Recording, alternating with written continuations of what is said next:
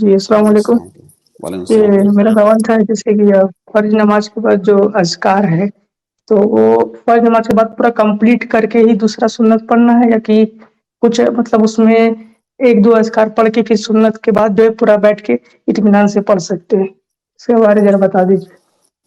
جی فرض نمازوں کے بعد اذکار کا جو وقت ہے اس کے بارے میں بھائی نے سوال کیا ہے.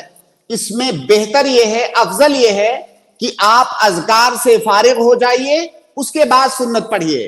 حالانکہ کئی سارے علماء نے اس بات میں وسعت رکھی ہے کہ اگر آپ نے سنتیں پڑھ لی تو اس کے بعد بھی آپ پڑھ سکتے ہیں، لیکن جو حدیث کے الفاظ ہیں وہ اسی بات پر دلالت کرتے ہیں کہ چونکہ فرض نماز کے بعد پڑھنا ہے. جب فرض نماز کے بعد آپ نے سنت بھی پڑھ لیا تو اب ہم اس کو فرض نماز کے بعد نہیں کہیں گے، کیونکہ اگر اتنا اس کو عام کرو گے آپ، تو جیسے آپ نے ظہر کی نماز پڑھی تو اس کے بعد تو عصر تک ٹائم رہے گا، تو فرض نماز کے بعد یہ ہے کہ پہلا کام وہی کریں آپ.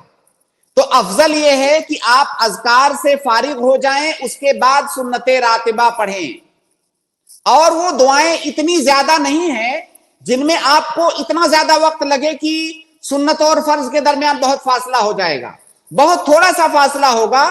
آپ جو ہے 4-5 منٹ کے اندر وہ اذکار پڑھ سکتے ہیں جن اذکار کا ذکر آیا ہے نماز کے بعد.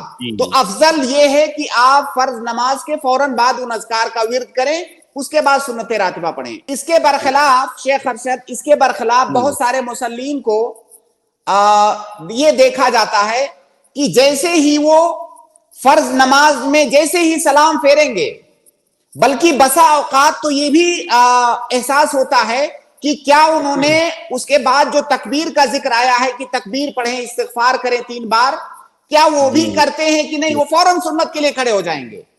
یہ اللہ کے نبی صلی اللہ علیہ وسلم کے طریقے کے خلاف ہے. جیسے سلام پھیرے فوراً کھڑے ہو گئے سنت کے لیے، نہیں، آپ بیٹھیے، جو اذکار جتنے بھی آپ کو یاد ہیں، جو اذکار میسر ہیں، ان اذکار کا ورد کیجئے، اس کے بعد سنت پڑھیے. یہ اللہ کے نبی صلی اللہ علیہ وسلم کا طریقہ ہے.